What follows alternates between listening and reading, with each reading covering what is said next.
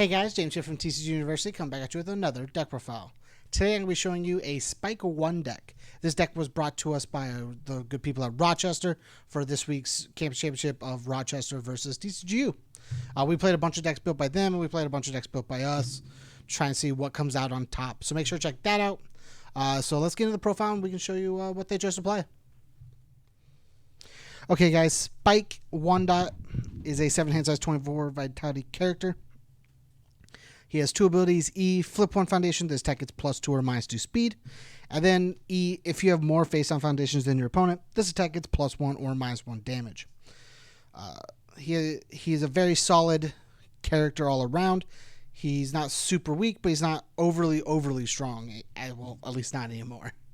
He's kind of became the base level of things. So we're gonna move you right there.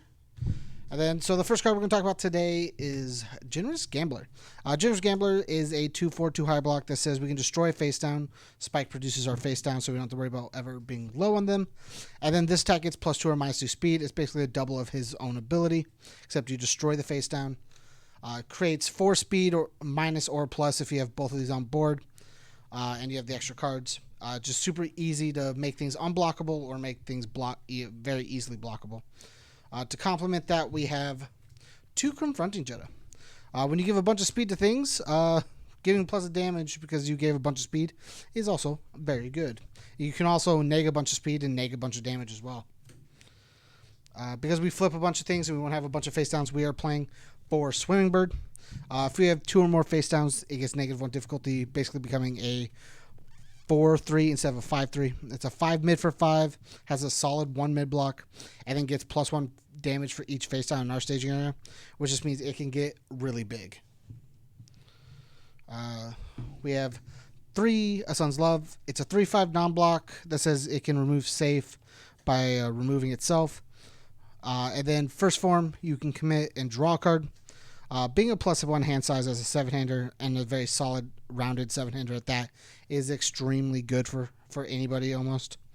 And then if our opponent does want to give momentum, we even get 1 more hand size, so being +2 hand size would be absolutely nutty if our opponent wanted the momentum. We have 3 Forbidden Moonset. This card's very good at getting rid of problem cards. It gets speed at Spike to offset its low speed stat on its own.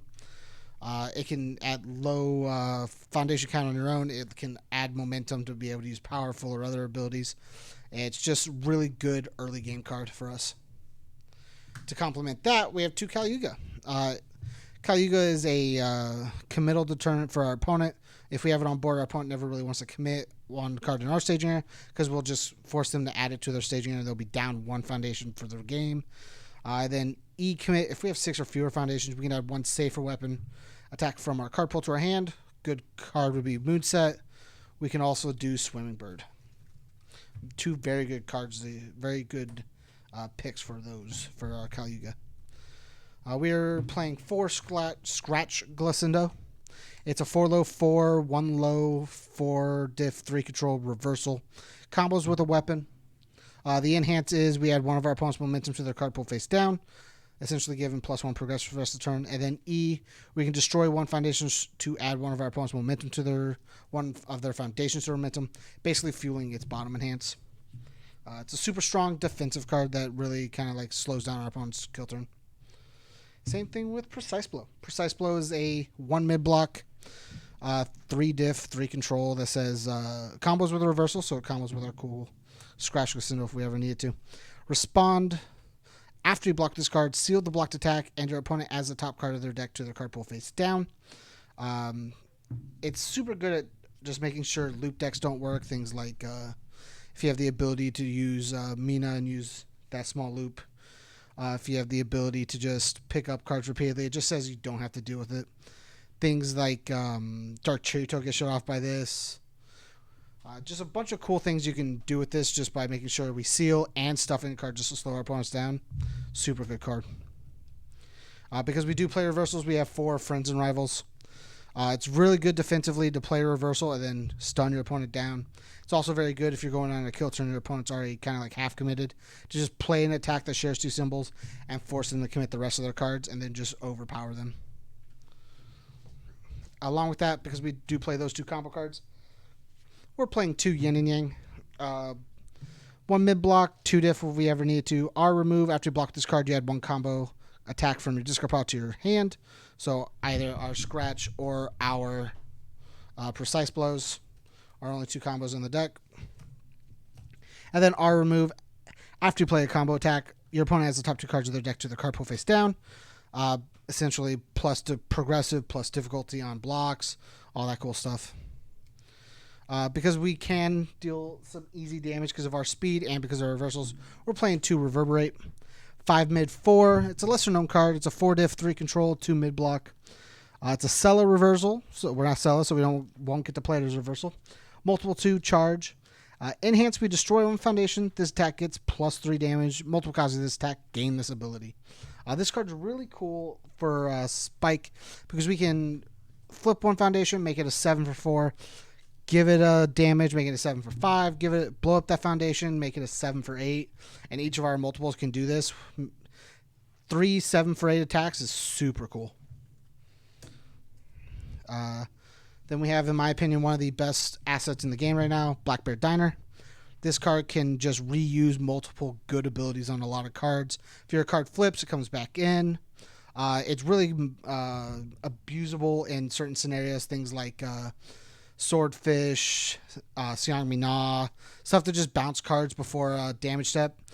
Since cards never resolve, the other half of Black Bear never resolves, and you kind of put cards into limbo, which is really cool as an offensive combo if you want to spam one of your opponent's attacks, spam one of your opponent's foundations, or defensively if you want to make sure your opponent doesn't do something to just overpower you.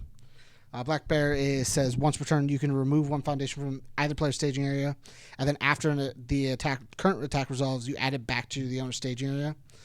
So like if you have, I'm going to just pull the top card of my thing. Say you remove this Malfestation and it was face down because you're Spike. When it comes back in face up, which is just another target for Spike to flip. And then things like, let me put this back and we'll pull out our good old Confronting Jetta. You could use Confronting Jetta for its once per turn. Remove it with Black Bear, and when it comes in, it's a completely new card, and you can then again Confronting Jetta and do more cool things with it. It's really, I love Black Bear Diner. Then we're playing 2 Hand Cannon for Deck 8. Make sure our opponents don't do cool things. We don't like that. Stop it. It's a 4 mid 4 range tech. While it's in the card pool, our opponent cards cannot leave our opponent's card pool or discard pile due to their effects. Enhance, discard momentum. Discard 1 card, not momentum. Discard 1 card, ready 1 foundation. This tech gets 2 speed and gains safe. We mainly play it to make sure our opponents don't do a bunch of cool combos and do like it stops multiple. It stops all the cool stuff our opponent can do, and it's very very easily put into our card pool with Insect Puppeteer. Insect Puppeteer, the main ability we play on it is E once per turn. Add 1 printed 4 damage, life attack from our discard pile to our card pool. Ready this foundation, play Walk Mid. So basically, we add this in, and we just know our opponent can't play multiples for the rest of the turn. We know our opponent's not going to do cool combo things. I know it's outdated, but like things like Tengu Dive, stuff like that. Defensively, we're playing 2 Bang. Aesthetically, it's real cool Spike. Unaesthetically, turning off characters is really good in this game. 2 Swordfish is just bop attacks. Get them out of here. I don't want to deal with it. Get rid of them. 3 Humper Spires and Dragons. Not only does this card add to our face down count as Spike, it also gets rid of problem cards on our opponent's side of the board, so we don't have to deal with them. And if need be, it can also burn our opponent. We have 1 Last of His Kind. We can pay life to make sure our opponents deal less damage. At Desperation, we can give more damage. At Deadlock, we give more damage. Just a solid all-around card that kind of like works with his bottom negative damage and enhance. 3 Ominous Prophecy. There are a lot of good assets in this format, and being able to just get rid of them is very, very good. It also adds to our Scratch Glassendo. We can add one of our opponent's assets to the momentum, and then Scratch Glassendo add it to their card pool. Make sure that they keep their momentum free so that you don't get bopped by giving them momentum, as well as making sure the card pool is clogged to make sure they don't hit you as hard. We can also get rid of keywords so we don't have to worry about them. Stun, multiple, EX, stuff like that. Things like weapon, fury, charge, things that combo, get rid of those. Just make sure you don't have to deal with that. Now we're on to some life gaining. We got some 3 future poolside dates. If it's a top card of our discard pile, we gain 2. And then we can discard cards to give negative speed, but it's only 1 because we're a 7-hander, but sometimes 1 speed matters. We have 4 Reborn Human. It's a really good blocking target. It's a 2 diff. It's a 1 difficulty, 5 control. Does not count towards progressive difficulty to play attacks. And then response card pool. After an attack deals damage, we gain a vitality.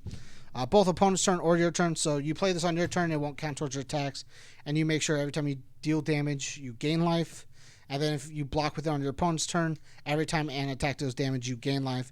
Just kind of further extending our already big 24 health. And then the last 2 cards on our deck is the Manifestations. 1/6, 2 high blocks, really good high blocks. If it's committed due to a stun ability or to pay the cost for an ability, your opponent commits 1. It's just kind of more of a stun deterrent, as well as having a sick high block. Thanks again for checking out the profile, guys. Again, shout outs to Rochester CCG for giving us the decks for this week. The Spike deck was a lot of fun to watch.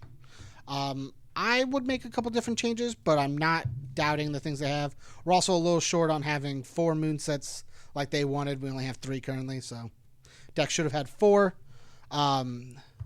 Make sure to check out the other decks that Rochester made this week. Make sure to check out our decks that we made this week. Make sure to check out the Campus Championship. If you want to support us, go to patreon.com/TCG University. Hit us up at any of those levels. 1 gets you access to the Discord. You can hang out with us, do all that cool stuff. And if you hit us higher, you also get access to all of our content early. So make sure to check out that. If you don't have that, don't worry. It's all going to be on YouTube a week later. So you always get access to that. So make sure to check out our videos next time, guys. Stay learned.